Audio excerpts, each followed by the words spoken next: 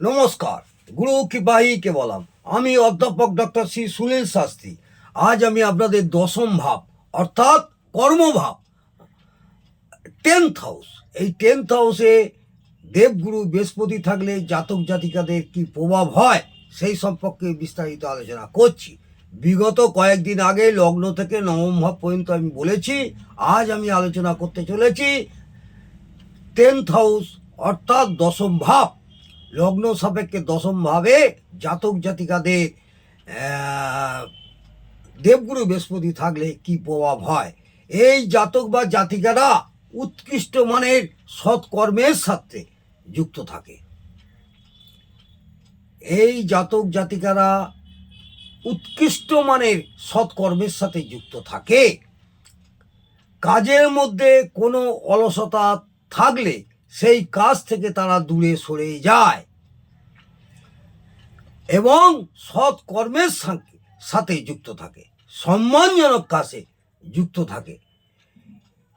এই সব জাতক জাতিকারা মানুষজনদের থেকেও এরা অসৎ কাজে মানুষজনদের কাছ থেকে দূরে থাকে। যেসব অসৎ মানুষ তাদের থেকে অনেকটা দূরে থাকার চেষ্টাও করে। এইসব জাতক জাতিকা সব সময় সৎ কর্ম, সৎ কাজ, সৎ জীবনযাপনের দিকে খুব সচেতন থাকে। পূর্ণ জ্ঞানে কাজের পূর্ণতা বজায় রাখে এবং তাতে করে প্রচুর সুনাম অর্জন করে। এইসব জাতক জাতিকারা প্রচুর সুনাম অর্জন করে ও সৎ মানুষ হিসাবে চিহ্নিত হয়। সৎ মানুষ হিসেবে চিহ্নিত হয় কারণ দশম ভাব থেকে কর্মের বিচার করা হয়।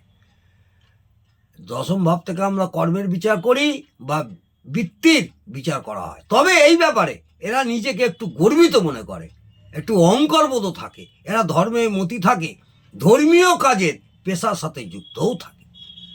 ধর্মীয় কাজের পেশার সাথে এরা যুক্তও থাকে, পূজা অর্চনার পেশার সাথেও যুক্ত থাকে।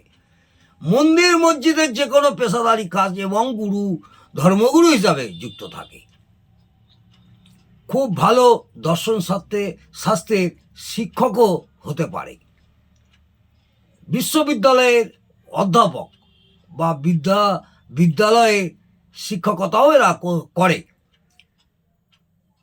বৃহস্পতি হচ্ছে দর্শন শাস্ত্রের কারক গ্রহ। ব্যাংকের কাজ, যে সমস্ত কাজে টাকা পয়সা লেনদেন হয়, যে সমস্ত কাজে টাকা পয়সা লেনদেন হয় সেই সমস্ত কাজে এরা যুক্ত থাকে, কারণ বৃহস্পতি অর্থের ও ধন সম্পত্তির কারক গ্রহ। এটা মাথায় রাখবেন। ব্যবসা এরা খুব ভালো করে, যেমন মিষ্টির দোকান, খাবারের দোকান, চিনির ব্যবসা ইত্যাদি কারক বৃহস্পতি হচ্ছে খাবারের কারক গ্রহ। এরা ব্যবসাও ভালো করে, যেমন চিনির ব্যবসা, মিষ্টির দোকান, খাবারের দোকান, এইসব দোকান করলে এরা লাভবানও হয়। কারণ বৃহস্পতি গ্রহ হলো খাবারের কারক গ্রহ।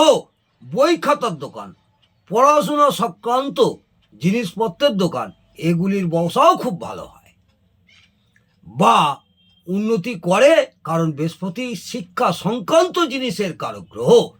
দেবগুরু বৃহস্পতি হলো শিক্ষা সংক্রান্ত জিনিসের কারক গ্রহ। ও দশম ভাব হলো বৃত্তি। এরা কোর্টে বিচারক হিসাবে যুক্ত থাকে। অনেক সময় এরা কোর্টে বিচারক হিসাবেও যুক্ত থাকে, আর ভালো বিচারকও হয়, কারণ বৃহস্পতি বিচার করার কারক গ্রহ। দেবগুরু বৃহস্পতি বিচার করার কারক গ্রহ। এরা ডাক্তারি পেশার সাথেও যুক্ত থাকলে খুব ভালো রোগ চিহ্নিত করতে পারে।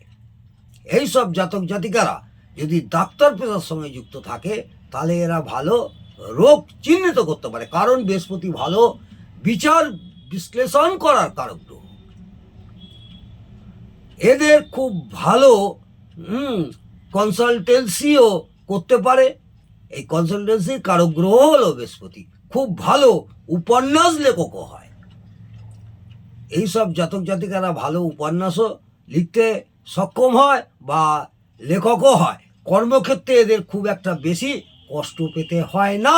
মনে রাখতে হবে, এই বৃহস্পতি যদি পাপ দৃষ্ট, পাপ পীড়িত, পাপ মধ্যগত, শত্রু গৃহগত দুস্থানগত বা দুস্থানপতি হয় বা বাধক স্থানে থাকে বা বাধকপতি হয়, নিচস্থ বা নাশস্থ হয়, অশুভ অ্যাসপেক্টে থাকে, ষোড়শ বর্গে বল কম পায়, তখন সমস্ত শুভত্বের পার্সেন্টেজ কিছুটা হলেও কমবে।